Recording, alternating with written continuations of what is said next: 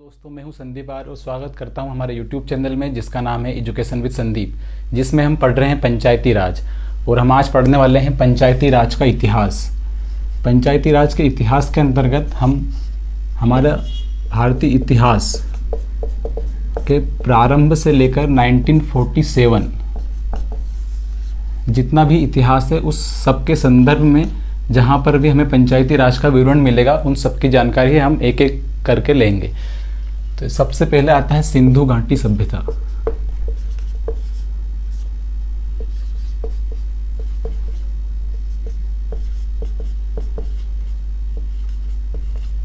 जैसा कि अभी हम सभी जानते हैं, सिंधु घाटी सभ्यता की लिपि पढ़ी नहीं जा चुकी है। अगर लिपि ही नहीं पढ़ी गई है तो हम इसका प्रशासनिक विवरण नहीं जानते, क्योंकि प्रशासनिक या आर्थिक सबके लिखित साक्ष्य होना बहुत जरूरी है, जो कि हमें सिंधु घाटी सभ्यता से नहीं मिलते हैं। तो इसमें पंचायती राज का कोई विवरण, प्रशासनिक विवरण हमको इसका पता ही नहीं है। इसके बाद सेकंड पे आता है वैदिक काल। वैदिक काल के अंतर्गत प्रशासनिक की 2 इकाइयां हुआ करती थी, जिनका नाम है सभा एवं समिति। सभा और समिति की अगर बात करें हम, तो ये वरिष्ठ ग्रामवासी, यानी कि इसमें गांव के जो वरिष्ठ लोग होते थे और एक्सपीरियंस पर्सन होते थे। इसमें एक्सपीरियंस पर्सन गांव के इसमें होते थे। तो ये गांव की एक समिति हुआ करती थी, जो गांव के सारे कार्य एक समिति होती थी। इसमें गांव के आम लोग होते थे। तो वैदिक काल में हमें 2 इकाइयां मिलती है, सभा एवं समिति। जैसे कि गांव का क्या कार्य करना है, कैसे कार्य करना है, इन सब के बारे में सभा ये डिसाइड करती थी, जो कि गांव के वरिष्ठ लोग होते थे। जिससे हम हमारे घर को एक इकाई मान के चले, तो घर में सबसे बड़े होते हैं मुखिया, घर के मुखिया, किसी के दादाजी होते हैं, पापा जी होते हैं, तो वो सब इसके अधिकारी होते हैं गांव के। ऐसे इसी में गांव के अधिकारी इसके लेते थे। वो ये होती समिति। इसमें गांव के हर एक घर से एक प्रतिनिधि होता था। ऐसा एक्यूरेट नहीं है, बट ये छोटे स्तर पर होते थे। इसमें वरिष्ठ ग्रामवासी होते थे और ये होते थे। ये दोनों राजा के अंग होते थे।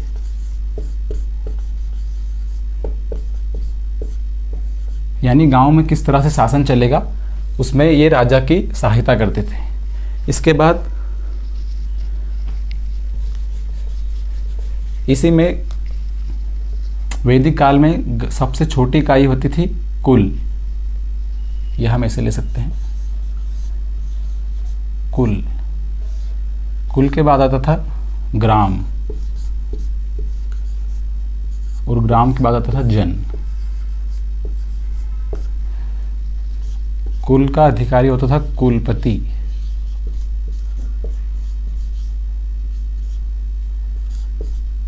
या कुलूप भी लिख सकते हैं हम इसे।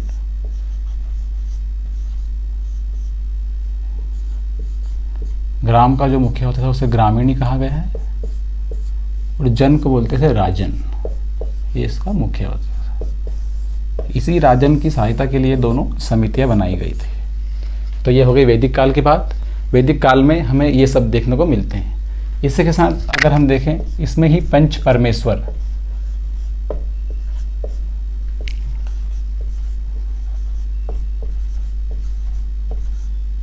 पंच परमेश्वर की अवधारणा भी हमें वैदिक काल से ही मिलती है। पंच परमेश्वर यानी 5 लोगों का समूह जो परमेश्वर के समान होगा।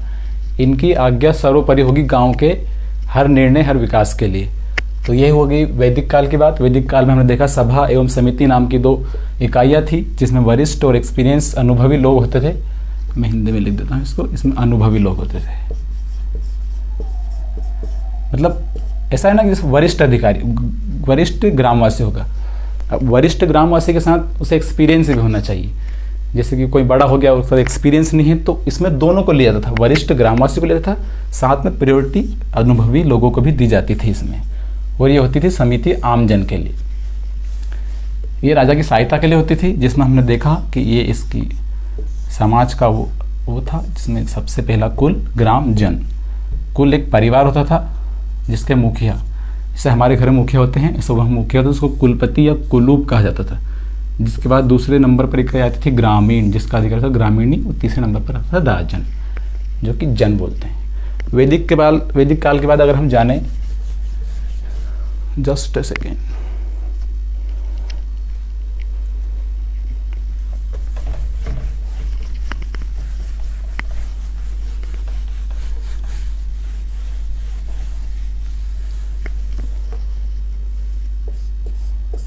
वैदिक काल के बाद आता है बौद्ध धर्म। बौद्ध धर्म में स्थानीय स्वशासन के लिए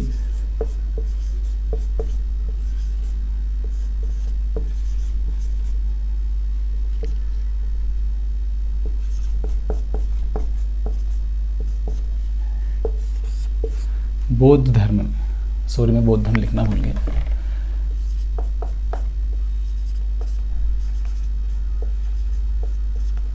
बौद्ध धर्म, इसमें होता था जो हमने अभी देखा कुल, ग्राम, और ये देखा था हमने जन। यही जन आगे बढ़कर वैदिक काल में, सॉरी बौद्ध काल में कहलाता है जनपद, यानी बहुत सारे जनों से मिलकर बन जाता है जनपद। ये प्रशासन की सबसे बड़ी इकाई होती है जनपद, यानी एक जनपद है। तो जनपद की सबसे छोटी इकाइयाँ क्या होती थी? गांव, 1, 2 गांव से छोटे छोटे गांव मिलकर एक बड़ा सा प्रशासनिक बनता है जिसको बोलते हैं जनपद। तो बुद्ध काल में हमें जनपद देखने को मिलते हैं। इन्हीं जनपद में होता था ग्राम योजक।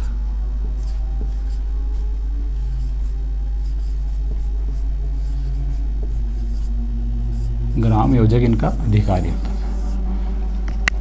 ग्राम योजक में चुनाव जो होते थे वो होते थे, अभी जो हमने पढ़ा था सभा एवं समिति, तो उसी सभा के लोग ग्राम योजक को चुनते थे। कहीं ना कहीं अगर देखा जाए तो छोटे स्तर पर सही, लेकिन हमें यहाँ पर लोकतंत्र देखने को मिलता है। लोकतंत्र यानी चुनाव की थोड़ी सी प्रक्रिया, बहुत छोटे स्तर पर बहुत कम लोग चुनाव करते थे, लेकिन फिर भी हमें यहाँ पर लोकतंत्र की अवधारणा देखने को मिलती है बहुत छोटे स्तर पर। बौद्ध काल के बाद आता है हमारा जैन धर्म में ऐसा कुछ देखने को मिलता नहीं है। इसके बाद आता है बौद्ध काल। बौद्ध काल के बाद हम पढ़ेंगे मौर्य काल।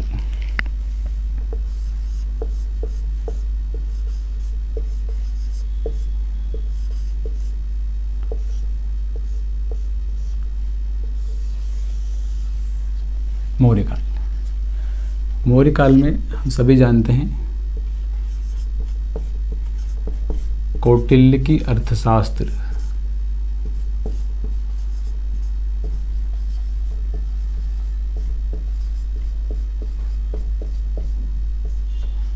बहुत फेमस पुस्तक है। अर्थशास्त्र यानी इकोनॉमिक्स, नाम से पता चलता है, लेकिन यह इकोनॉमिक्स की विषय ही नहीं था। इसका विषय था प्रशासनिक, यानी कि राजनीतिक। इसके नाम से कंफ्यूज नहीं होना है, इसका विषय था प्रशासनिक। तो कौटिल्य की अर्थशास्त्र में भी हमें स्थानीय शासन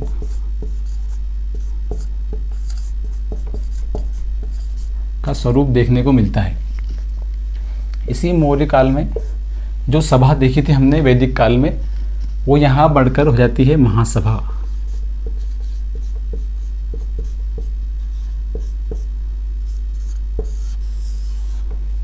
तो हमने क्या देखा था, वैदिक काल में सभा एवं समिति थी, उसका विकास सभा का यहाँ पर होता है महासभा, मतलब धीरे धीरे विकास क्रम आगे बढ़ रहा है। जैसे हमने वैदिक काल में देखा था कि यहाँ पर हमने वो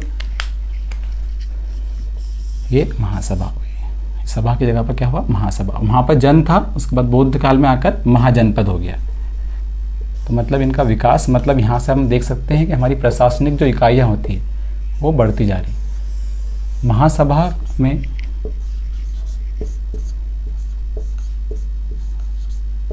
ग्राम के प्रत्येक घर से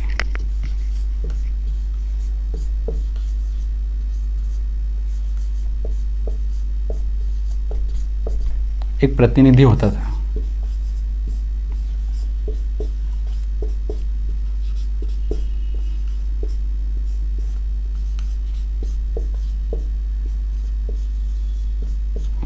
यानी कि महासभा में ग्राम के प्रत्येक घर से एक प्रतिनिधि होता था जो कि सबसे ज़्यादा अनुभवी होता था, उसी को इसमें चयनित किया जाता था।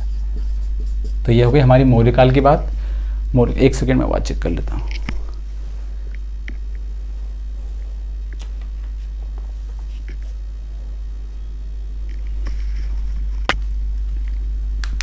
तो मौर्यकाल में हमने देखा कौटिल्य के अर्थशास्त्र में स्थानीय शासन का उल्लेख हमें मिलता है, अर्थशास्त्र में कौटिल्य की। उसके बाद आता है स्थानीय स्वशासन के लिए इसमें है महासभा एक इकाई थी। मौर्यकाल के बाद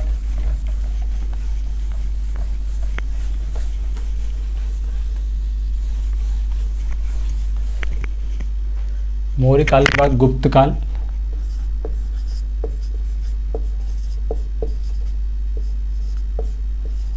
दक्षिण भारत,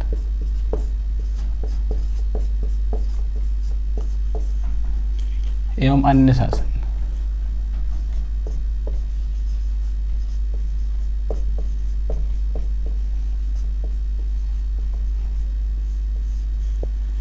गुप्तकाल, दक्षिण भारत के शासक एवं अन्य साम्राज्य, इनमें हमें पंचायती राज देखने को नहीं मिलता है, मतलब ना के बराबर इकाई दिखती है।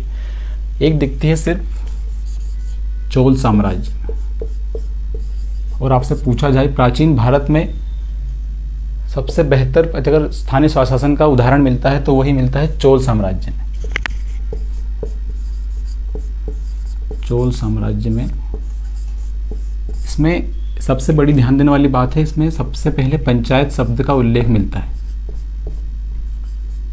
जो हम आज भी यूज करते हैं।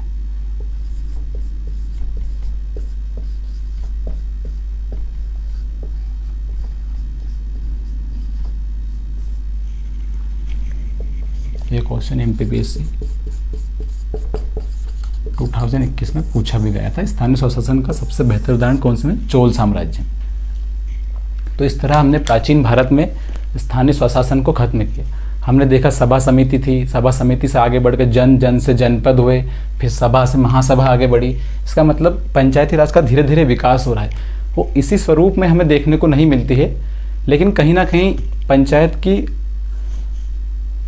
उसी अवधारणा पर हमें वो प्राचीन भारत में भी देखने को मिलती है।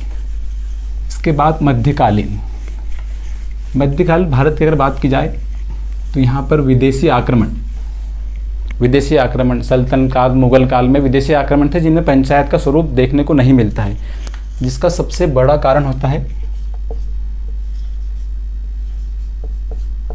जमींदारी या जागीरदारी।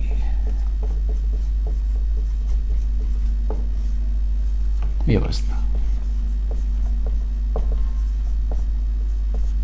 जमींदारी जागीरदारी। जमींदारी व्यवस्था में क्या होता था? जो कृषक खेती करते थे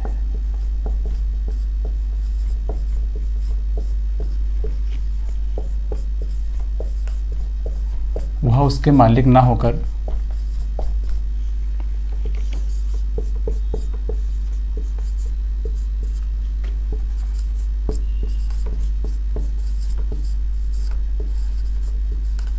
जमीन को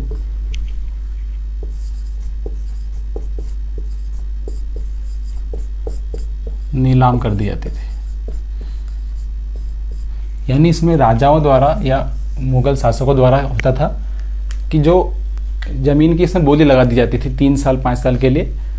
एक पर्टिकुलर समय लिया जाता था जिसमें इनके बोली लगा जाती थी, जमींदार इनको खरीदते थे और इस पे कृषि करवाते थे।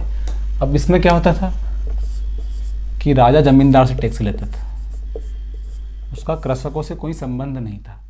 वो एक फिक्स स्टार्टिंग में आधुनिक भारत में होता है 1864 में।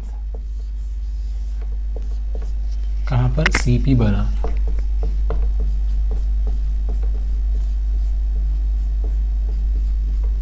नागपुर में।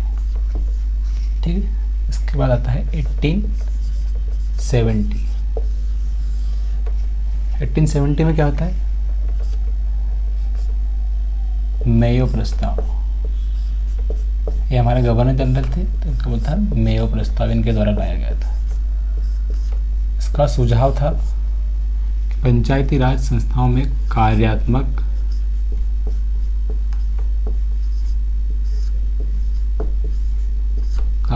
एवं वित्तीय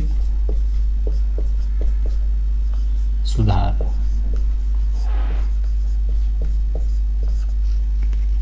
यानी कि जो हमारी स्थानीय स्वशासन संस्थाएं थी या पंचायत थी, उनमें कार्यात्मक एवं वित्तीय सुधार होना चाहिए, क्योंकि बिना वित्त के काम नहीं हो सकता था ना। इसलिए आपने यहाँ पे बना दी पंचायत सीपी बरार नागपुर में 1864 में, लेकिन उसमें वित्तीय सुधार यानी पैसा और कार्य मंशा आपकी वो होनी चाहिए कार्य करने की। तो ये प्रस्ताव आया था 1870 में। उसके बाद आता है 1882 में लॉर्ड रिपन के द्वारा, जिसे कहता है रिपन प्रस्ताव। और लॉर्ड रिपन को ही भारत में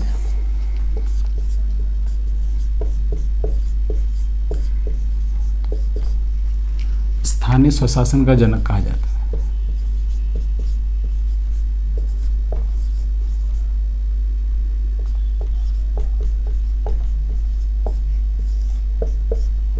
का जनक कहा जाता है। अब इनके क्या सुझाव थे?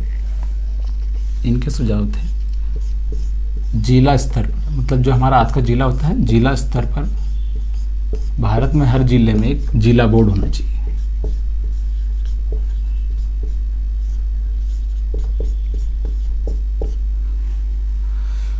और खंड स्तर पर, खंड यानी तहसील आज की अपनी ब्लॉक लेवल बोल सकते हैं इसे। ब्लॉक लेवल पे क्या होना चाहिए? तालुका बोर्ड या तालुका बोल सकते हैं। तो क्या था लॉर्ड रिपन का? सबसे पहला आया 1864 में सीपी बरार में नागपुर में, सबसे पहले। इसमें हम मध्य प्रदेश में पढ़ेंगे कि ये हिस्सा कहाँ पर आता है। मध्य प्रदेश में पंचायती राज पढ़ेंगे तो हम पढ़ेंगे सीपी बरार पार्ट हमारा मध्य प्रदेश का था, उसकी राजधानी और थी नागपुर। वहाँ पर 1864 में आधुनिक भारत, जो हमने प्राचीन भारत में पढ़ा वो सब इंफॉर्मेशन के लिए था। इम्पोर्टेंट अगर इतिहास हमारा शुरू होता है तो वो आधुनिक भारत से ही शुरू होता है। तो सबसे पहले आधुनिक भारत में 1864 में सीपी बरार एवं नागपुर में पंचायती राज का गठन किया गया, यानी कि एक पंचायत बनी गई। उसके बाद 1870 में मेयो प्रस्ताव, लॉर्ड मेयो के द्वारा मेयो प्रस्ताव लाया गया, जिसके अंतर्गत कार्यात्मक यानी वर्क एंड फाइनेंस, कार्यात्मक एवं वित्तीय सुधार के सुझाव दिए गए। उसके बाद आता है 1882 में क्या आता है? लॉर्ड रिपन, गवर्नर जनरल से लॉर्ड रिपन के द्वारा रिपन प्रस्ताव। और लॉर्ड रिपन को ही भारत में स्थानीय स्वशासन का जनक कहा जाता है। इनके क्या सुझाव थे? इनके सुझाव थे कि भारत में जिला स्तर पर, यानी जो हमारा आज का जिला था उतने क्षेत्र पर, उस स्तर पर जिला बोर्ड का गठन होना चाहिए। और खंड स्तर पर तालुका, तालुका बोर्ड बोल सकते हैं, तालुका जो हमारे आज की तहसील हुआ थे। तो यहाँ तक हो गया 1882 तक। उसके बाद आगे बढ़ते हैं।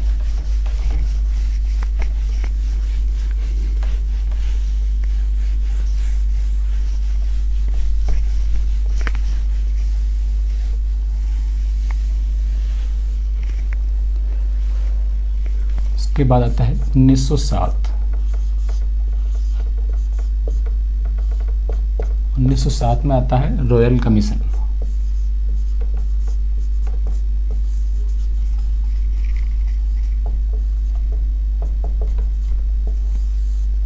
इसे कहा जाता है हिंदी शाही आयोग।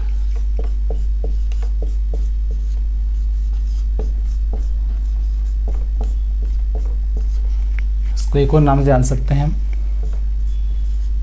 भारतीय विकेंद्रीकरण।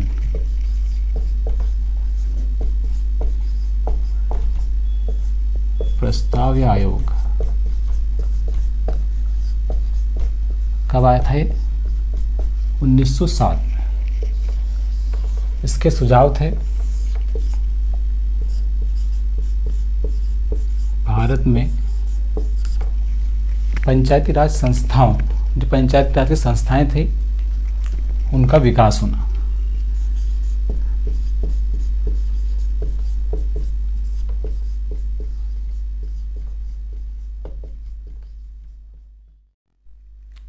1907 के आता है हमारा 1919 का भारत शासन अधिनियम।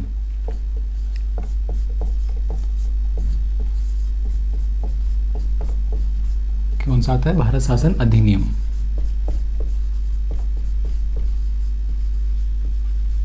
जिसे हम मॉन्टेग्यू चेम्सफोर्ड सुधार के नाम से भी जानते हैं। क्या नाम से जानते हैं? मॉन्टेग्यू चेम्सफोर्ड सुधार के नाम से भी इसे जाना जाता है। इसके क्या प्रावधान थे? इसके तहत प्रांतों में द्वैत शासन लागू किया गया था।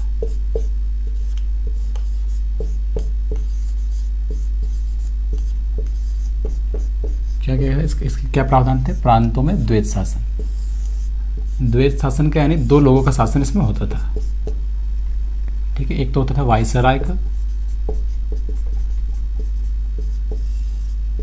और एक होता था भारतीय मंत्रियों का, जो चुन के जाते थे। ठीक, प्रांत यानी यहाँ पर प्रांत से मतलब है स्टेट्स का, जो आज हमारे स्टेट्स है। इसके तहत विषयों को इसमें दो विषयों में अलग अलग बांटा गया था, जिसमें एक था आरक्षित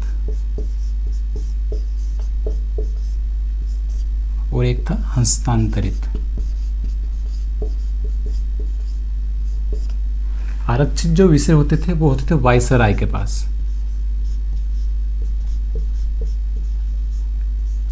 यानी कि इन विषयों पर कानून बनाने का अधिकार किसको था? वायसराय को।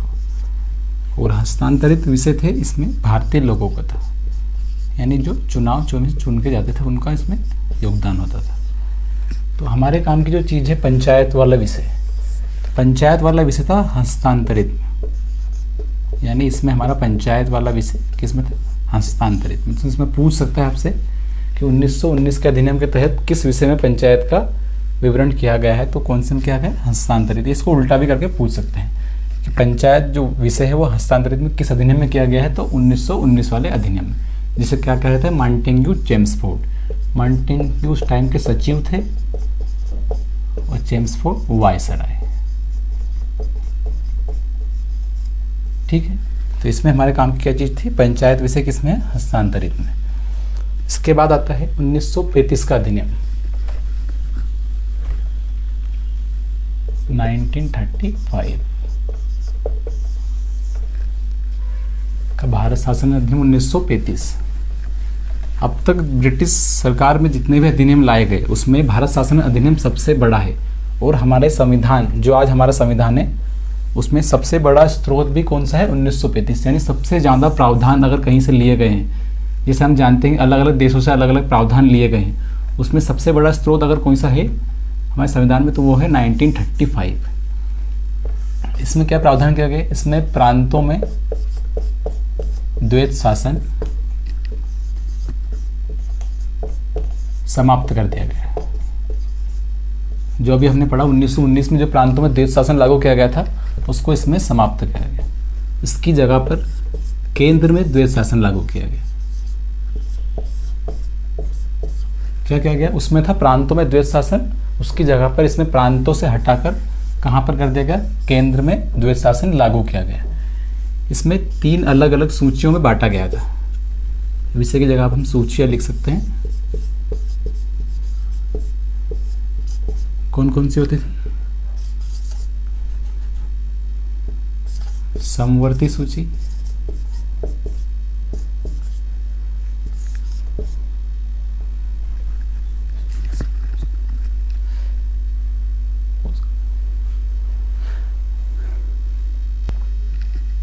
दूसरी कौन सी है? संघ सूची, और एक होती थी इसमें राज्य सूची। 1919 अधिनियम में 2 सूचियां थी, इसमें 3 सूचियां हैं। यानी इसमें एक नई सूची हमको कौन सी देखने को मिलती है? समवर्ती सूची। संघ सूची में जो प्रावधान है उनमें कानून बनाएगी संघ, यानी केंद्र बनाएगा उसमें। इसी तरह राज्य सूची में राज्य बनाएगा, और समवर्ती सूची में दोनों बना सकते हैं। ठीक है, इसमें केंद्र बना सकता है, राज्य बना सकता है।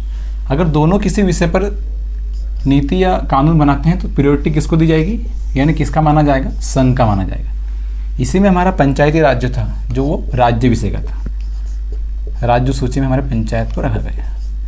ये तीनों सूचियां हमारे संविधान में आज भी लागू है। अनुसूची 7 एज इट इज इनको उठा के हमारे संविधान में रखा गया है, अनुसूची 7। तो इसमें हमारा पंचायत जो था वो था राज्य सूची का विषय था। तो ये हो गया 1935 का अधिनियम।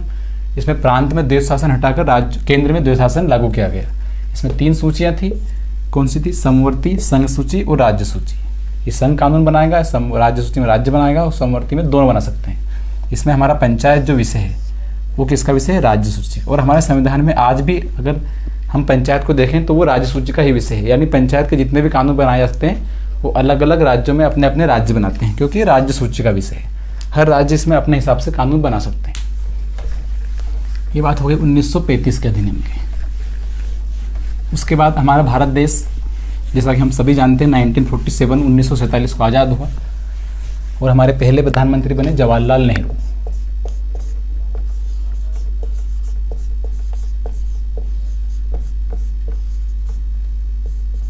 जवाहरलाल नेहरू के द्वारा 1952 में क्या किया गया? सामुदायिक विकास कार्यक्रम।